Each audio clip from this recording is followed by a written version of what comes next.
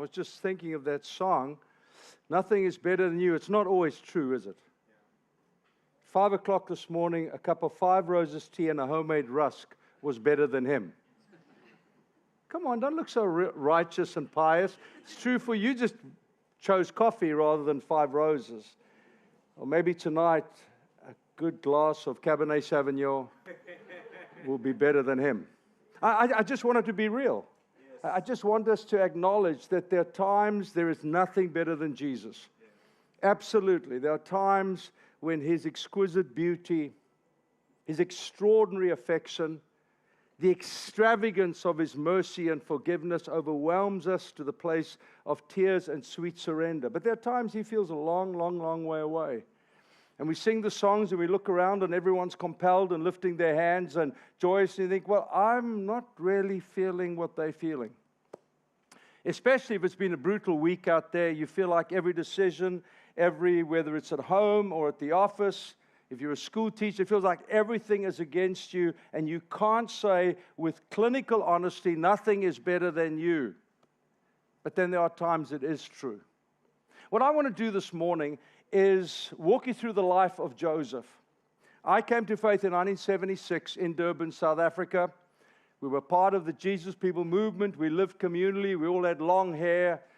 We believed Jesus was coming back soon, and we lived accordingly. We had no possessions to speak of. Meryl and I got married. She was 18. When we got married, I was 22. And we just believed Jesus was coming back, and we just gave it our all. But now I'm 66, and it's been a long journey, a fabulous journey, an extraordinary journey. Something more compelling than I ever imagined from my little suburb in Westville.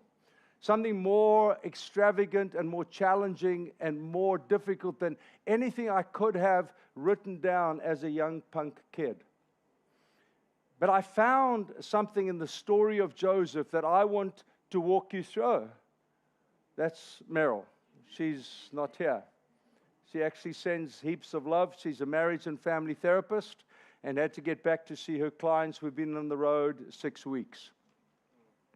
But there are lessons that I've discovered in the life of Joseph, and maybe, just maybe, it'll help you make sense of your spiritual journey. Because sometimes we can't, can we? Sometimes it just feels completely wild and woolly, chaotic. It feels like the dust storm of life is brewing and stewing around us, and we're trying to make head and tails of it all. And maybe from the life of Joseph, we can find some pieces that you will sit there and say, okay, now I understand. Because the gift of the Scriptures is wisdom and knowledge and understanding. And maybe through the life of Joseph, we can cherry pick a few things that will help you in this current moment, where you can't say there's nothing better than you. And thank you for your honesty. I've had moments in the, let's say, 50 years, however long I've walked with the Lord, where I cannot say nothing is better than you. I'm just too honest. I'm never going to pretend. I'm never going to have a pious face. I'm just going to walk honestly, and if you ask me how I am, I'm going to tell you. I will never say good. I'll never say fine. Because for me, pivotal to a spiritual journey is honesty and transparency. And we get into trouble when we misguidedly ignore those two and embrace a pious posture. This is what I think people want to see from me. This is what I think people want to hear from me. And that dishonesty slowly gnaws inside of me until I implode spiritually and think it's a big con. There are times of extravagant beauty. There are times I'm completely mesmerized by Jesus. And then there are times I too, after all these years, sit and just say, where are you? I'm just not getting this. So that's the invitation. Come on a journey with me this morning, and I'll try and get through it as quickly as possible. The Lord says in Isaiah that my ways are not your ways. My thoughts are not your thoughts. So we know instinctively by thinking and by living, we are continuously in a disconnect with God. Even when we're on our best behavior, even when we're trying our very best, there's this disconnect between the invitation God has us to move towards and the life we actually live. Welcome. And when we look heavenward, we don't see a frown, a scowl, or a grumpy God. We see a Father who implores us with mercy and kindness. Come on, keep coming. Keep coming. Don't you love it when you taught your kids to ride their bikes for the first time? My favorite memories, it was Durban University in those days, whatever it's called now.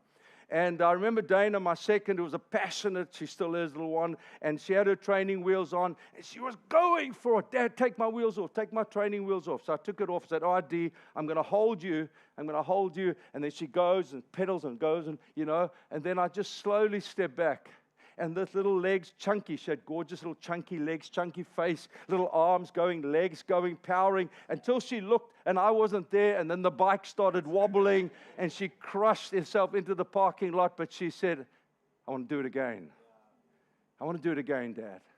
Because I know I can ride, I just can't ride yet. And sometimes, dear friends, it's the invitation. She didn't look at me and say, oh, you suck.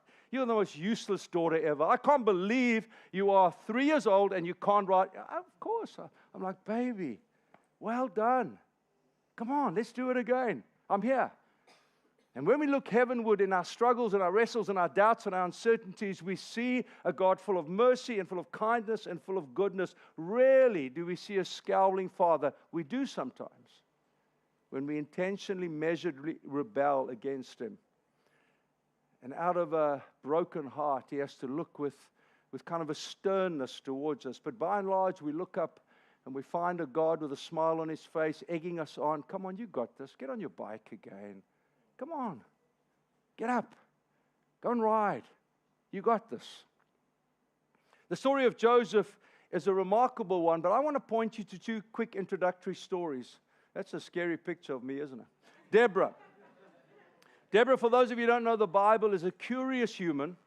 In the book of Judges, which is an account of various leaders in Israel's story, in the midst of all these machismo males, there is this woman. I'm sorry, that's the best artist rendition of her. And what we find is a collision between two descriptions of her. One is the description the author makes of her. And the author says she was a wife, the life of Lippeth, I believe. She was a judge, which one could argue should be translated leader. It's interchangeable. And she was a warrior. Barak, the leader of the army, said to her, they're going to war. And she says, listen, I'm staying. I'm not going. And he says, no, we're not going unless you go. So here we have this public persona, this person who's been called by God in that hour to be that to Israel. But when she speaks of herself, she says, I, Deborah, the mother of Israel. What did she want? She wanted to be a mom. She wanted to be a stay-at-home mom. She didn't want to be a soldier, fighter, judge, leader, sitting under the palm tree, executing judgment as Israel demanded her to be. And there's this collision between who she saw herself to be and what God wanted her to be. In fact, it's interesting in the book of Hebrews, when it speaks about that time period, it doesn't even mention her name. Barak, who said, I will not lead God's army unless you are there, is mentioned, but not her. A little bit of gender bias, ladies, what do you think? Mother Teresa. Mother Teresa is a remarkable woman. And she was remarkable even before September 1946. She was remarkable because she left Macedonia, her home, went to Ireland and learned how to become a nun. And so she went to India to go and teach in a school. Loved it. Loved teaching these young Indian women, many of whom were part of the caste system, had no hope, had no future, was just, that was what was going to happen to her. But in September 1946, she was on a train, into the hinterland of India just to go and have some reprieve and respite. And she says of that very profound and transformative train trip, she said, I received a call within a call, or a second call. I wanted to be a teacher. But she spent the next 40 years of her life being amongst the poorest of the poor. What she wanted was to be a teacher. What God asked her to be was to become a lover of the poorest of the poor. And you can but read her own words describing her story, and you'll see the inner wrestle with her that lived for the rest of her life. Ladies and gentlemen, we all live with an inner angst. between what I want to do and what the Lord requires of me. And if we surrender to our inner desire, we will always live on a collision course with what the Lord asks of us. Are you with me? Yes. It's the nature of our human world with our God world married, living inside of us. And so enter Joseph. Joseph, as you know, was the grandson of Abraham. Abraham, the founder of three faiths: the Jewish faith, the Christian faith, and the Islamic faith. He didn't found them. They were founded out of his patriarchal role. And we read in the Psalms, are you with me? You kind of get my preaching style. It doesn't get better or worse. This is just it. This is just how I am. All right, Psalm 105. And he, God, sent before him Joseph. He sent before them Joseph, sold as a slave. They bruised his feet with shackles. His neck were put in iron, until what he foretold came to pass, until what God foretold came to pass, until the word of the Lord proved him true. The king sent and released him. The ruler of the peoples set him free. He made him master over his household, ruler over all he possessed, to instruct his princes as he pleased, and to teach his elders wisdom. Let's drill down on 2 words, 1 phrase. God sent a man before them. Now, for a moment, let's just try and remember Joseph and his Technicolor Dreamcoat. For those of you who were around in the 70s and that great musical. Let's pause for a moment and remember he was the favored son of a wealthy man. In fact, he was so favored, and I'll touch on this in just a moment, that his pops had him in his old age, dug him. He was the boy. He was the boy. And his pops gave him this super expensive, super extravagant coat that differentiated him from the other boys.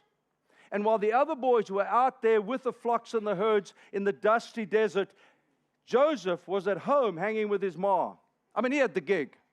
He was the heir apparent of the enterprise. He was situated for a future. And God looked at that and said, actually, Joseph, that's what you want, but what I've got for you, I'm going to send you ahead of them. The collision course between his own yearning and desire on the one hand and the call of God on his life in the other. Then whatever happened to him was contingent on till what God foretold came to pass, till the word of the Lord proved him true. In the story of Joseph, what we realize, dear friends, is that there are certain tests every single Christian will face and will have to pass. You can't tap out. It's going to come around again. Every one of us, and in my 50 years, whatever it is that I've walked with the Lord, I've been through every one of those at least once as we walk through them. But in the Joseph story, what is so helpful is that every one of us and the moment in time that we are facing, if we drill down into the scriptures, you will find yourself there. Think of Mary for a moment. She was a single mom. I know we spiritualize it, and we make her the Virgin Mary, and we deify her, but actually she was about 14 years old, and she was pregnant with a boy, and the boy did not have a dad from a marital point of view. Now, I tell that story because sometimes we can lose ourselves in the scriptures. We don't know where we fit into the story of God, and yet there it is. Single mom, I've had to sit with too many. You're in the Bible. Do you know that? The Bible talks about people just like you. You're pregnant with a child. Find yourself in the scriptures.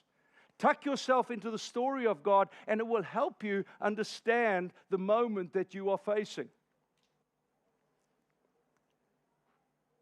Invariably, in each chapter, we will find ourselves asking the question, can I trust you? And God's comfortable with that question. He's okay with it. Can I trust you, Lord? In the chaos, is there a bigger picture? Is there something that you are doing here that I'm not seeing? I was preaching somewhere on this trip, and I realized that actually Joseph was the fulfillment of his great-grandpa's promise. Remember? Abraham, stand out. Look, what do you see the skies? There's no light pollution, no noise pollution. You can just see endless galaxies. My boy, God said to Abraham, that's your future. Well, okay. Can I have one son? Okay, got one. Abraham, Isaac, Jacob, and then the boys. And then Joseph in Egypt. Joseph must have, as we'll go through the story, must have thought, what on earth is happening to me? Actually, Joe, what's happening is that your great-grandpa was prophesied over that he was going to have the nations of the world will be influenced by his children and his children's children. You, Joseph, are part of the prophecy being fulfilled about your great-grandpa, buddy. There's a bigger picture here.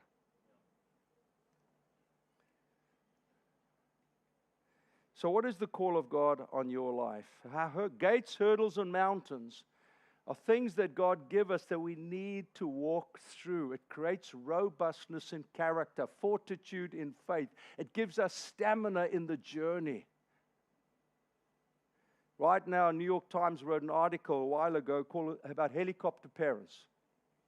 And helicopter parents hover around all the time, wanting to make the life for their kids as easy as possible. It's so silly. It just makes God's job harder. So they come to faith and God says, oh, not another one. Parents spoiled them like crazy. Now it's my job to fix them. Because the parents, forgive the Americanism, have screwed them up. And then New York Times ran a following article speaking about snowplow parents who go ahead of them and just get the snow out the way all the time. And when we look at the life of Joseph, there ain't no helicopter parents and certainly no snowplow parents. God said, Joe, what I've got for you, buddy, you're going to have to go through all of this until my word is fulfilled. Okay, let's dive in then. Here are some conversational points. Brené Brown, you may know her. She's an anthropologist, social anthropologist lecturer at the University of Houston, said we can choose courage or we can choose comfort, but we cannot have both at the same time. Oh, room's nice and quiet. All right, let's move on. Let's keep going here. So, what are some of the things that you and I need to experience in our tests, in our God journey, in anticipation of what God has for us? Number one, the family of origin test. Poor fathering spoiled him, a preferred treatment to his brothers. His pops loved him more, and it created a culture of chaos in the family. Jealousy and hatred, sibling rivalry and combat. Peter Scazzero, a great pastor from New York City, says, you may have Jesus in your heart, but you've got grandpa in your bones. And we want Jesus to save us, but we don't understand. We've got to get grandpa out. Our family of origin, my dear friend, if Meryl was here, she would get up and do a far better job than I will right now. But our family of origin, if this is clay or putty, and this is a ring, the family seal on, creates an imprint that will last your life. And unless you and I have to bring our family of imprint to the cross and allow God to deal with it, it will remain a stain on our soul. You know, an honest story, my pops was not at all happy with me going into ministry. Not at all. He wasn't saved at the time. He has been saved for a long time now. But I remember I was at a pastor's conference. I was about 26 years old. And we had the afternoon free. I lay on the bed in the Drakensberg, and I was just lying there. And God speaks to me in phrases. It's never a long-winded thing. He just said, it's about your dad. And I knew instantly my dad's hold on me was too strong. Now, I'm a pastor. I'm saved. I'm leading a crew of youngsters like me. And I say to Meryl at the end of our little kind of siesta, I said, I've got to go meet with my dad. So the courage of the mountains dissipated as I drove down to Durban. My old man was a tough construction worker, blonde hair, blue eyes, with a strong fist and a tough disposition. I knew what I had to do. So I leave it, and I leave it, and I leave it. Eventually, months later, I find myself as if I'm preaching in a bubble. I feel like my words are, and I'm, God, what is all that about? He said, I told you, it's about your dad. So I called him. I said, Pops, Chris here, can I take you to lunch? And we sit over lunch, and I said, you know, Dad, I've got two fathers, you and God, and I can only have one. And I've chosen God. Because his impression on me was still as an adult. We were leading this passionate, radical church, but every Sunday I'd look out the corner of my eye and say, if my dad walks in, I'm going to shut it down. We're going to become normal. We're going to become nice, like Redeemer. We'll turn the music way down so no one can hear it. That's what we'll become like. I'm just teasing Phil because I said, why is the sound so quiet? I'm in LA. It rocks. When you walk in, yeah, it's like, I love you, Lord. Let's whisper.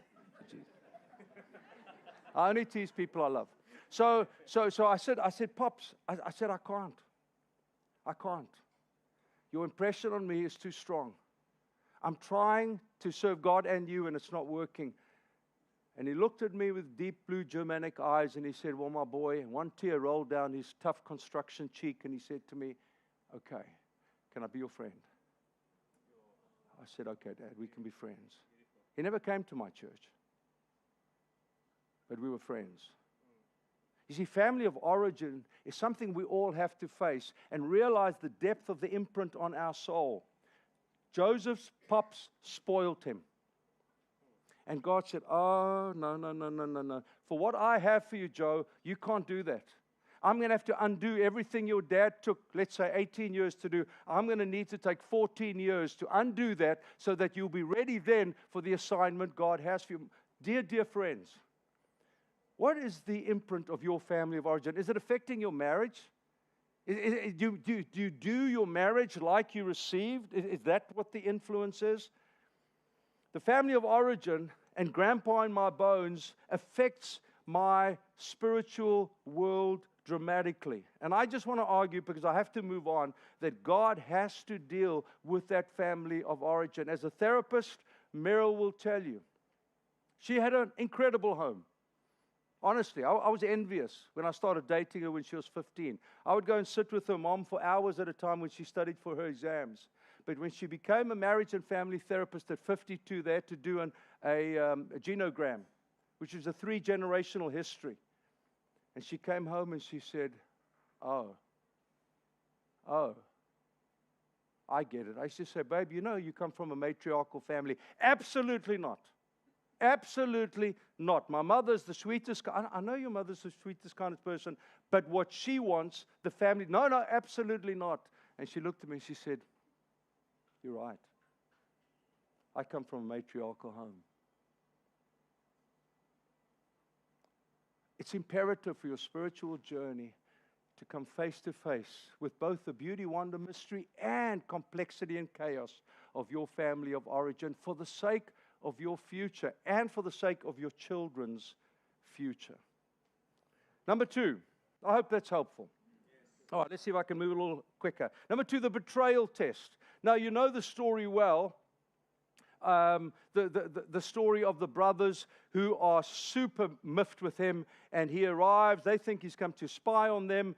He's got to give the old man a report about what they're doing, so they strip him of his coat, they throw him into a dry well, and they dip the coat in blood to tell the old man, sorry, he's been killed, the boy's dead, and they sell him as slaves. Now, this is, and for the sake of time, I've put those two things together, but I regret it, because they are separate. Betrayal and abandonment. Elizabeth Kubler-Ross, who gave us the famous grief cycle. She said this. She said, you are grieving as one who has lost a loved one. Now, dear friends, in God's great kindness, we will all face this. Every one of us will go through the betrayal test where someone we love, someone who's close to us, someone we shared our heart with, tells someone else. In this case, it's far worse. They abandon him to death. Whew. And we'll all go through it. So that our faith is not rooted and grounded in the applause and the approval of the many, but it's firm and steadfast in the affection of my Heavenly Father who loves me and believes in me. All three my spiritual fathers abandoned me. My father did not want me to be in ministry and never came to my church. My spiritual father, from the Jesus People movement days, I was leading stage on a worship on the stage on a Sunday night. Carl got up and he said, "Ladies and gentlemen, I'm leaving the ministry," and he walked out the room. No preparation, no an announcement, and he was gone. I called him. I was teaching at DHS at the time. I said, "Carl, what are we doing?" I said, "Well, why don't you preach Sunday?" Completely abandoned us. And then my spiritual father as a leader abandoned me. Now, what can I do? I can curl up in a ball and play the victim. Woe is me. Or I can say, "Okay, God, you are detoxing me from the voice and the opinion of others so that I might hear your voice above all other voices. That the whisper of heaven is a trumpet call in my ear.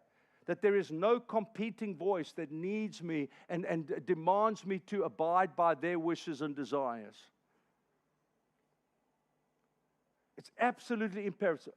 Dear friends, I don't know what your future is or your kids' future is. But this I do know, that we will all face that test.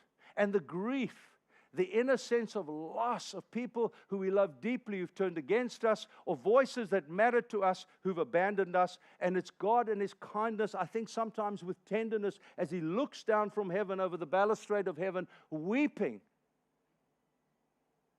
because He did it to His Son. One of the most agonizing cries of all of human history was on the cross, and it's the only Aramaic language that is kept in most translations. Forgive my poor pronunciation. Eli, Eli, lama sabachthani. My God, why have you forsaken me? Well, we know why, because the psalmist tells us God cannot look upon sin. And somehow in the mystery and wonder of the cross, God saw on His Son your sin and mine. And the psalmist said He turned His back on His Son. And it's the only time in eternity past, eternity future, where the Father and the Son were separated. And your sin and my sin separated Jesus from His pops. And He experienced the grief and the trauma as He was dying, saying, "Why are you forsaking me now? I need you now. Can I trust you, God?" And we will all go through this test, dear friends, beyond question. I wish it wasn't true. I've got 3 adult kids now, 38, 36, 25. I've watched them go through this. I've sat as they've wept with me. And Meryl's way better than I am in pastoring them through it. And inside, I knew it was coming. I saw it happen. My heart broke, but I saw the hand of God in it and on it. And I knew for their future they had to climb that hill, cross that hurdle, walk through that valley. If that's you today, can you trust Him? You okay? Number 3. The slavery test. Essentially, the slavery test is the test where you feel used and abused. You know the story. Joseph is sold to Potiphar, and he makes Potiphar good. He makes Potiphar good. He makes him wealthy. I mean, the guy's at the club with the rest of the guy. He's hanging out. He's smoking the cigars. He's totally cool and groovy that Joseph is running his home well. Joseph, dear friends, seems to be okay with it. Can I be a little cheeky and say we oftentimes come to the front, say, "Oh, God, use me," and then when He uses us, we feel used. No one notices, man. No one notices. No one's making much that I packed chairs again, that had another person in my home to sleep over. And so the list goes on. It's that moment of God as unto you. I do this as unto you. Whether they prosper or get the recognition or the applause and well done, high five, groovy, and no one mentions my name. I can tell you stories where it's happened to me, and I'm boiling on the inside. I'm like, yoo-hoo. Can someone just recognize how much I did in this whole gig? And everyone else gets recognition and applause and well done and fabulous and amazing. And then I feel my Heavenly Father looking down and saying, Chris, are you okay with this? And I'm, hell no. Hell no. I want some texts, some emails. I want, a box of chocolates, or I don't drink wine anymore, but, a nice scotch. I mean, no. My boy, in order for God to use you this way, until His word is proved true, you've got to pass this test. You've got to celebrate that others are being celebrated, even if it comes at your perspiration, your labor, your effort, and you are seemingly invisible in the story.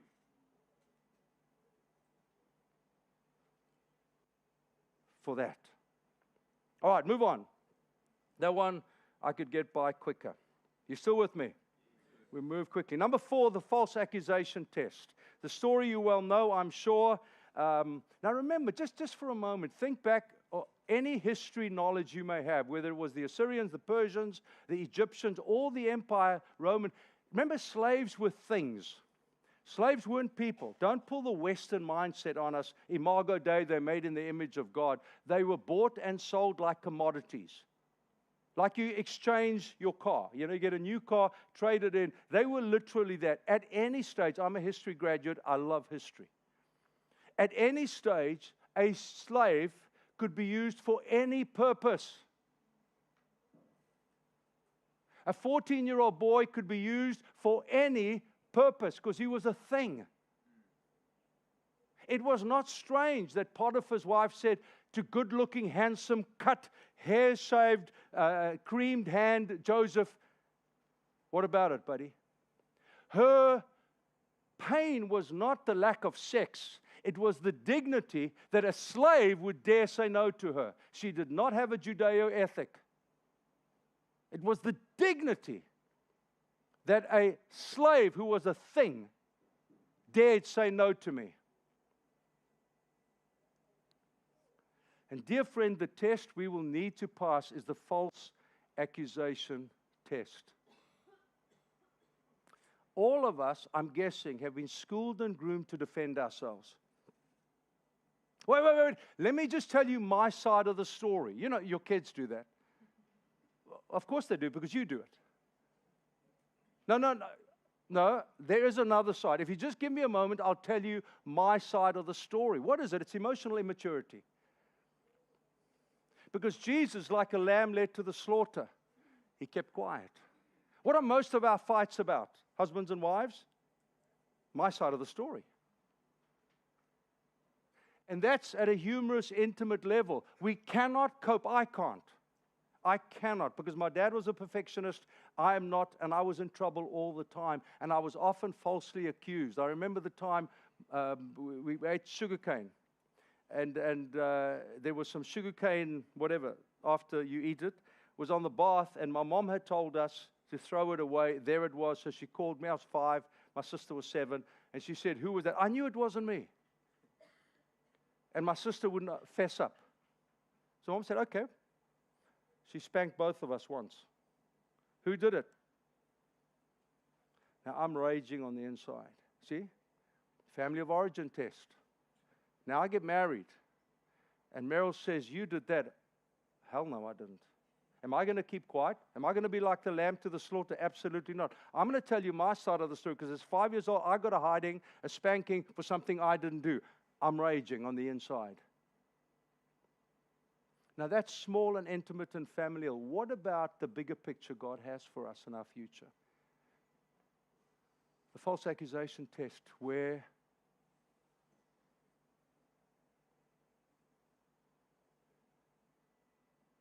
can I trust you, Lord? Can I trust you with my dignity? Can I trust you with my identity? Can I trust you with my reputation? Can I trust you that you're going to protect me in all of this?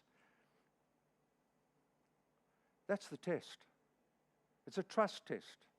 It's not a court of law where it's my argument, your argument, now judge, you decide. It's, I can trust you enough that even if I'm wronged, you will defend me. You are my very great reward. You are my righteousness. You are my strong tower, and the righteous run to you. Tough test. Tough test. Tough test. And yet we all need to pass it. I don't know what your future is. I don't know what your children's future is. But is the marital conflict picture we're offering them is my side of the story? Or is it?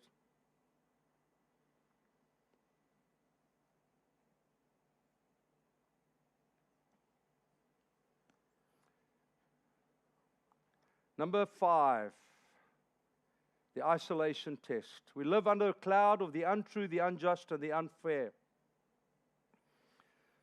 We get swallowed up by the deepest, darkest despair. We are created for community. We're meant to be integrated. We're meant to be vital. We're meant to be loved.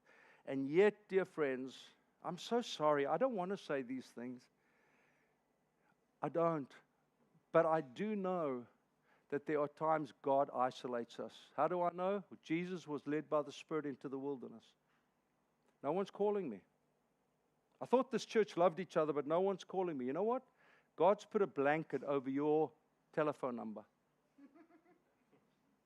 People think, oh, should I call Jonas? No, I'm too busy. I meant to. John, I'm sorry, man. I meant to call you. No, God put a blanket over his number because it's the isolation test.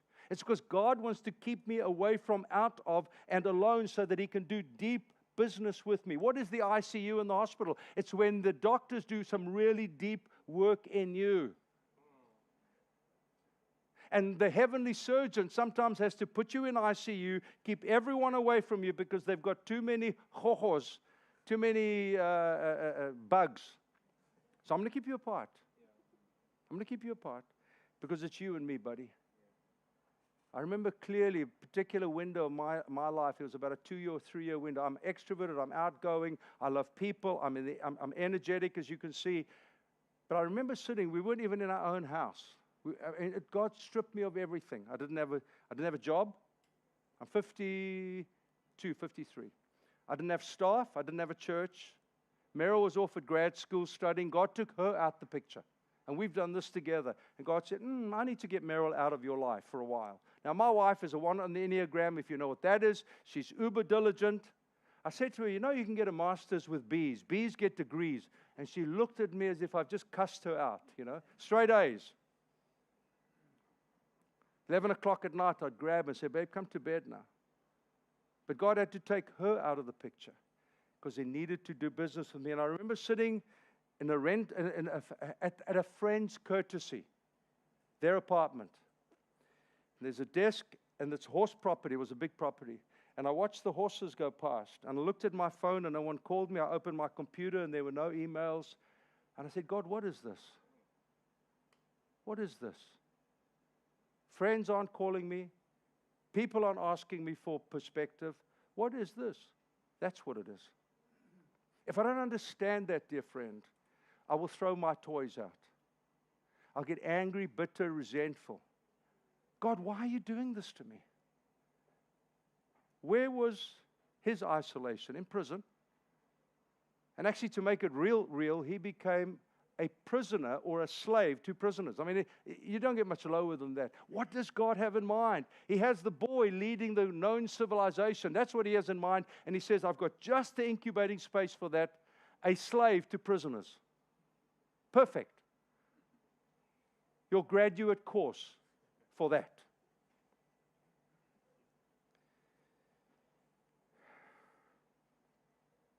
Almost done. 2 more. The forgotten test. Now, is that similar to this, Chris? No, it isn't. What is the forgotten test? Well, remember when the butler and baker come and they say, we've had these dreams, and Joseph says, all right, I'm going to interpret them, but when you get out, he said, I need you to remember me. And God's like, oh, no, Joseph, you're trying to get yourself out. The next verse, and 2 more years, Joseph was in prison. Oh, dude, you've messed up my time schedule, says God. I was going to get you out, but now All right, 2 more years. You haven't passed your graduate course. 2 more years of forgottenness. I know it's hard. I'm human just like you, but I tried. I tried to get out. And I gave up. Not on my faith. Love Jesus with all my heart. Not on my love for the church. She's beautiful. I've walked 2 daughters down the aisle. The highlight of my life. Gorgeous they were as we walked them out. But his bride is far more exquisite than my girls. Because he died for them. Sometimes we try and get ourselves out. God has a bigger picture, and when he's ready, he will do it. Not before. All right, I've cut that one short, but that's fine. Isaiah 60:20 says, I am the Lord, in its time I will do this swiftly. You feel like this is just carrying on and on and on and on. And God, for heaven's sake, and then he moves quickly. Every major move that Meryl and I have had, it's happened quickly. Like, all right, last one, and what have we got? Okay, number 7. The glory test. Picture with me, use your imagination. It's fascinating if you read the story of Joseph and you look at it through the lens of his fashion show. So it's the only person in Scripture that takes us through a walk of change of garments. Fascinating. And one day, Pharaoh has a dream. And he says to his wise men, tell me what this dream means. 7 fat cows, 7 lean cows. They don't have a clue what it is. And so I say, oh, you know what? I remember there's this guy who's a slave to prisoners. Fetch him. It's a beautiful verse. It says, and Joseph went and bathed himself and shaved. Don't you think it's like irrelevant of everything that God can write about? He tells us that Joseph showered, washed his hair, and cut his beard off. Now there's a pregnant silence in heaven. All of these tests have been run through or walked through, and now there's one more. Well, technically 2, but time's not a friend. I need to land. I think, my imagination tells me, the angels are lined up in heaven. The Father and the Son are sitting there, and they're looking, and there's a pregnant silence. What is he going to do now? The last time he had an opportunity, he says, remember me. 2 more years. Now they're watching, pregnantly anticipating. What is his reply going to be? Pharaoh says to him, listen, I hear you're really good at interpreting dreams. Now, if it was me, as a young punk, I'm like, yeah, I am pretty good, actually, you know.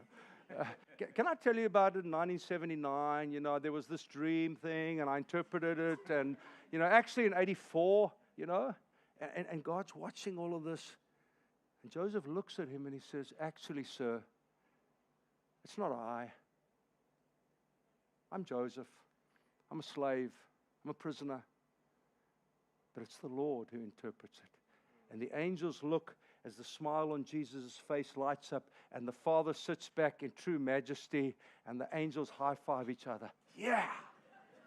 Yeah! Yeah! This is it! And Pharaoh says, bring him my ring. Who was he a minute ago? He was a slave to a prisoner. Give him a ring. Give him a garment. Give him sandals. Put him on my chariot. Because that's what God had in mind all the while. But for 14 years, God had to put him through a post-grad course of human development and readiness for leading a civilization. And what could Joseph have thought each one of those stages? Can I trust you? I'm dying, man. My brothers have abandoned me. I'm in this pit. And then they sell me to slaves, and I'm walking there. What are you guys doing? Can I trust you? As they sell me to Potiphar. And then his wife tries to seduce me, and I'm in prison, false accusation, I haven't done that. Now I'm a slave to prisoners. Can I trust you? Can I trust you? Can I trust you? As he stood on the chariot in regal presentation with the power of a civilization at his hands, I knew I could trust you.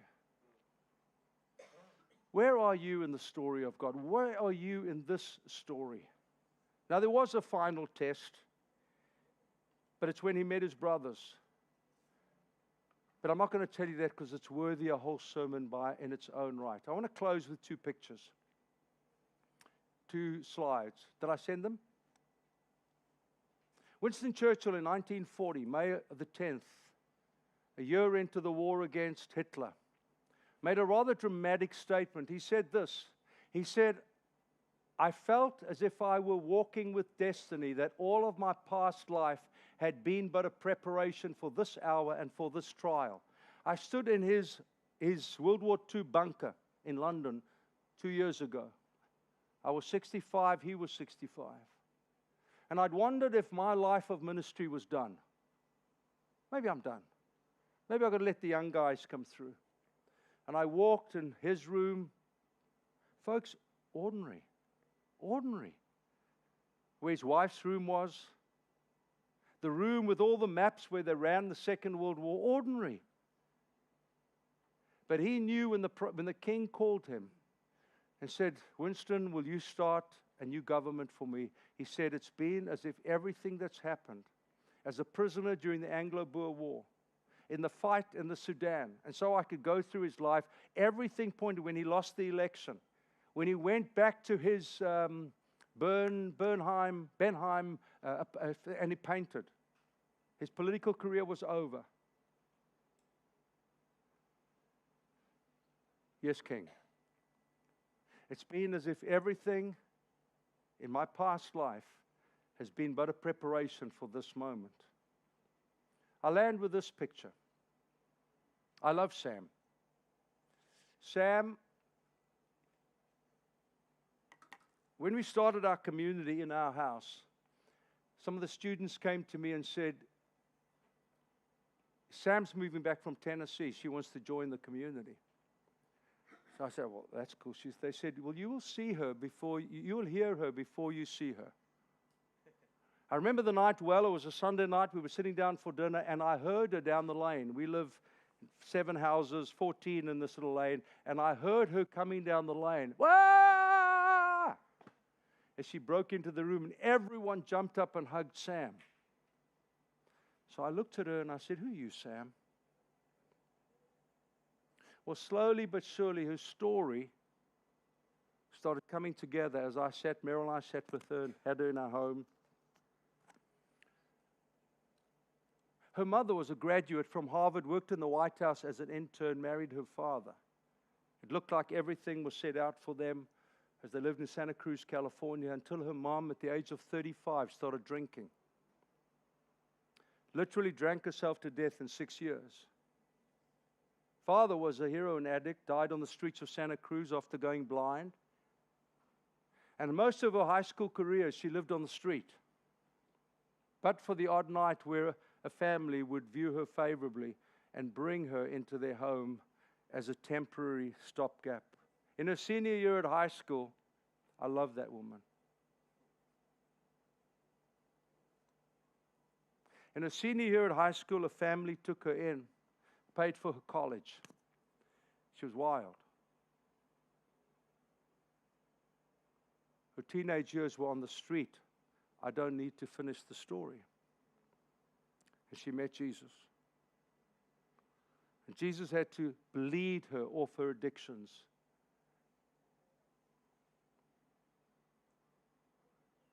So I said to her, Sam, do you want to intern with me? Yeah. We were in about 2 or 3 months, and she said to me, Chris, actually, when I walk the streets of Costa Mesa, California, my heart breaks for the homeless people and the homeless kids, because I was one of them. She's 29 now. She runs the homeless program in our city, and the cities of Orange County are asking her to come in and help them develop their homeless program. Who is Sam? She is someone who allowed her past not to destroy her, not to define her, but to be a platform for a life of ministry. I got a text. We were on a leadership text while I've been on the road. She said, hey guys, I've just pulled a young 16-year-old Latino kid off the streets. We need $405 right now for X, Y, and Z. And within minutes she replied, said, okay, got it, thank you.